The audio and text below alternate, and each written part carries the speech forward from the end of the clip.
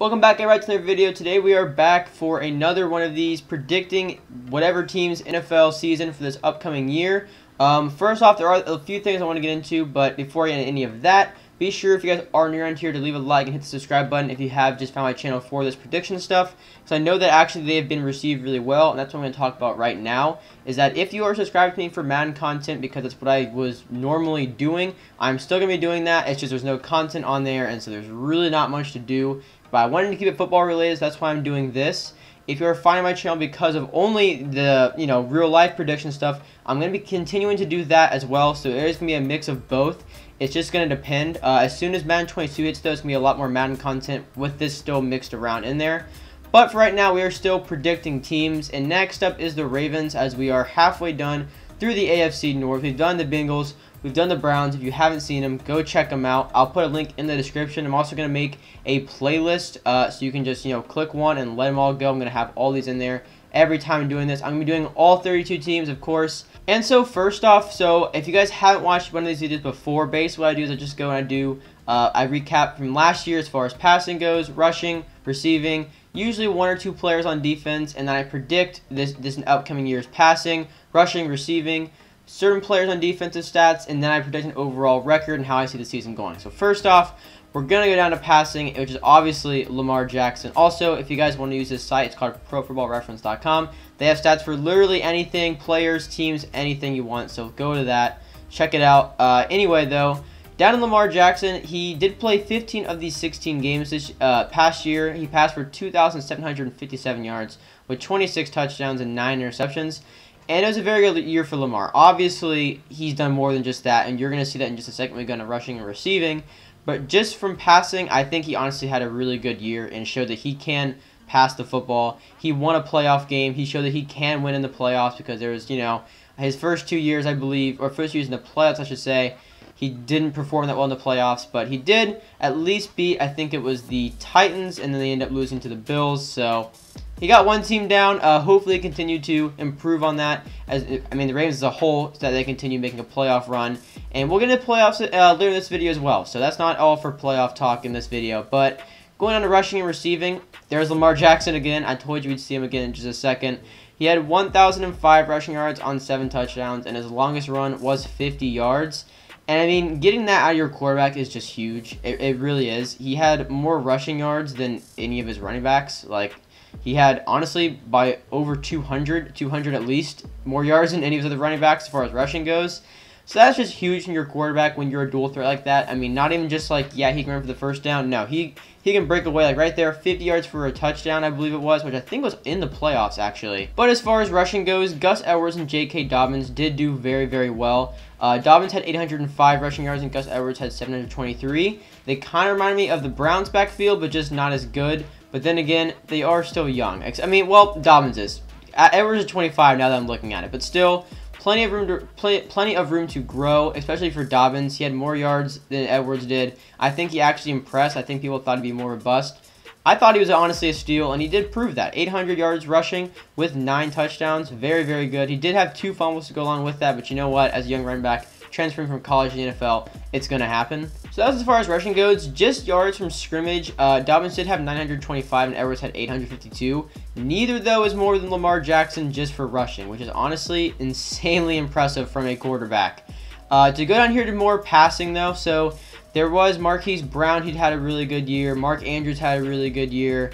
And that was kind of the best. Willie Snead had a pretty solid year, 432 receiving yards. Although he just doesn't have that one huge target. You think of certain teams, like Odell. You think Julio Jones. You think DeAndre Hopkins. There's Metcalf, even though I think he's honestly a little overrated, and Lockett's probably better than him. But regardless, Lamar does not have that one huge receiver target. But interestingly enough, it's kind of his tight end. Mark Andrews and him have a really, really good connection. 700 yards. I gotta see how many yards Mark Andrews, or how many touchdowns. It says 0. Oh, that's for rushing. Haha. I knew that. Touchdowns for receiving, Mark Andrews had 7. That makes more sense. So then, a really solid, reliable choice for Lamar to hit Mark Andrews. I think he's kind of proven that he is very, very reliable. Marquis Brown, though, had a very good year. 770 yards. I think that was much better than his previous year, so 2019. I think he improved a lot from that year. So he's definitely stepping up. Guys, it is worth noting that in the draft, the Ravens did go out first round and drafted Rashad Bateman, I think out of Minnesota. Yeah, Minnesota is right. They did draft out of Minnesota, which is going to be, I mean, hopefully a young target for Lamar. You know, let him improve, let him kind of transition to the NFL. But I think Bateman will be a great receiver to be able to just in there for the mix, you know, catch screen passes, slants, that kind of stuff, until he proves he's going to be a really good deep threat. Also, in round number 4, they did draft Thailand, not sure how you say it. Either way, Thailand Wallace out of Oklahoma, another wide receiver, so maybe, you know, he can step a little bit. You never know.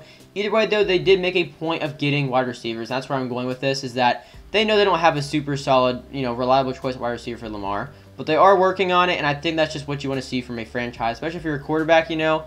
At least understanding he does need some other people to throw the ball to. On to defense. So they had Patrick Queen, who was a rookie this past year. He played all 16 games. He had 106 combined tackles, 66 on his own, 40 assisted, and 9 tackles for loss, and 10 QB hits, which is really, really good. He also had 1 interception to go along with that, and 1 touchdown. Also, another pickup in this offseason was Yannick Nagaway, who did have a good year, 3 QB hits. He did play 9 of the 16 games, though, so he was injured for a little bit.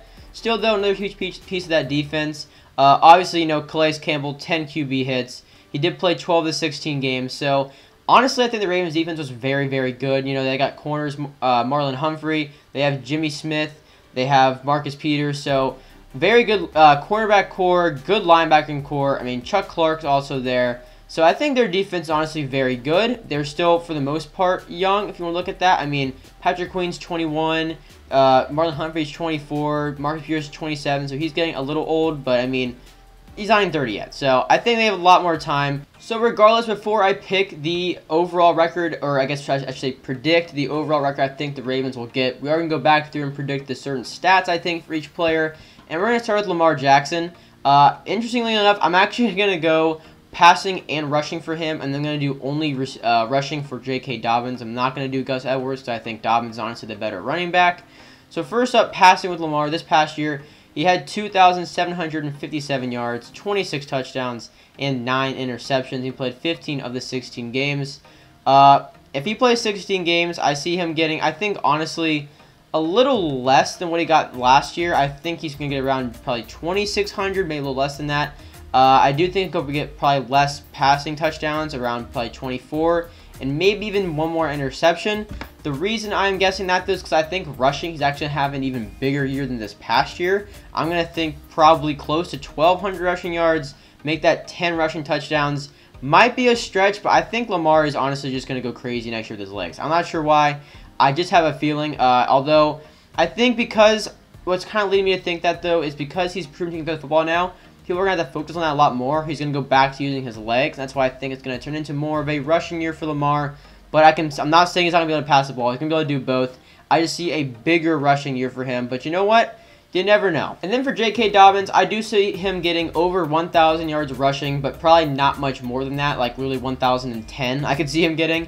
But it's still a great year. I do see him getting that many rushing yards. He had 9 rushing touchdowns with 805. So honestly, I could see him getting like 12 touchdowns, maybe 3 more in there. I think a very good year for J.K. Dobbins.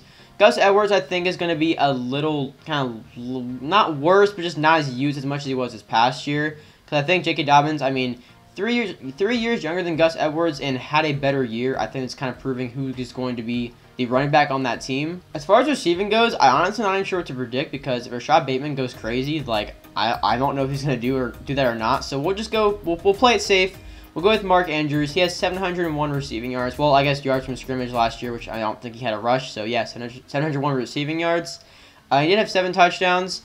I think he's just so reliable. Like, I honestly see literally right around there, like, probably within 650 to 750 with maybe minus or plus 1 more touchdowns. I think it's going to be about the same, honestly. And then defense for Patrick Queen. So he had 106 combined tackles, 66 on his own, 40 assists, 9 tackles for loss, and 10 QB hits with an interception.